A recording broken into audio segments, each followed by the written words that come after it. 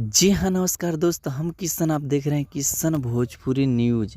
टुनटुन यादव के बहुत ही बवाल सॉन्ग रिलीज हो गया है दोस्तों। जी हाँ, अभी तक आप लोग नहीं सुने हैं तो जाइए टुनटुन यादव ऑफिशियल चैनल पे आप लोग जाकर सुनिए और ज़्यादा से ज़्यादा शेयर कीजिए, क्योंकि बहुत कमाल का सॉन्ग है दोस्त। जी हाँ, गाना का बोल है दोस्त, देवरा धोड़ी चटना। तो अभी तक आप लोग नहीं सुने हैं तो जाइए टुनटुन यादव ऑफिशियल चैनल पर जाकर सुनिए और ज़्यादा से ज़्यादा शेयर कीजिए। इस गाना को गाए हैं टुनटुन यादव और साथ में डुएट किए हैं शिल्पी राज।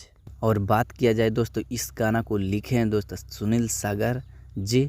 जी हाँ, और म्यूजिक दिए आर्या शर्मा जी। जी हाँ, अभी तक आप लोग नहीं सुने भाई जी तो जाइए सुनिए और टुनटुन यादव पे ऐसे प्यार बनाए रखिए।